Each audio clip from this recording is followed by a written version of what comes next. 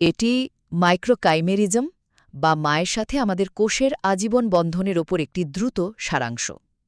জানেন কি, আপনাদের প্রত্যেকের ভেতরে এমন লক্ষ লক্ষ কোষ আছে যেগুলো আসলে আপনাদের নিজেদেরই নয়, বরং জন্মের আগেই প্লাসেন্টার মাধ্যমে মায়ের শরীর থেকে আপনাদের শরীরে ঢুকে পড়েছে। প্রথমত, মাইক্রোকাইমেরিজম বা কোষের এই অদ্ভুত সহাবস্থানের ব্যাপারটা একটু ক্লিয়ার করি। বিজ্ঞানের সাধারণ নিয়মে আমাদের ইমিউন সিস্টেমের কিন্তু বাইরের যে কোনো কোষকেই সরাসরি অ্যাটাক করার কথা। কিন্তু আশ্চর্যের বিষয় হল, এই মাতৃকোষগুলো একদম শান্তভাবে আমাদের শরীরে আজীবন বেঁচে থাকে। মানে এরা হল সেই অচেনা অতিথি যাদের আমাদের শরীরের কড়া সিকিউরিটি গার্ড অর্থাৎ ইমিউন সিস্টেম কেন যেন কখনোই আটকায় না। দ্বিতীয়ত, ইঁদুরের ওপর করা নতুন একটা গবেষণায় এর পেছনের দারুণ একটা কারণ জানা গেছে। গর্ভাবস্থায় মায়ের কিছু ইমিউন কোষ ভ্রূণের শরীরে গিয়ে পিসকিপার বা রক্ষাকারী হিসাবে কাজ করে। এরাই মূলত শরীরকে শেখায় যে এই কোষগুলো একদম নিরাপদ।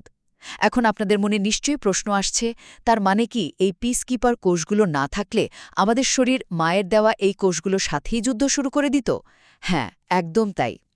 বিজ্ঞানীরা দেখেছেন, এই পিসকিপার সরিয়ে নিলেই ইমিউন সিস্টেম অ্যাটাক শুরু করে দেয়।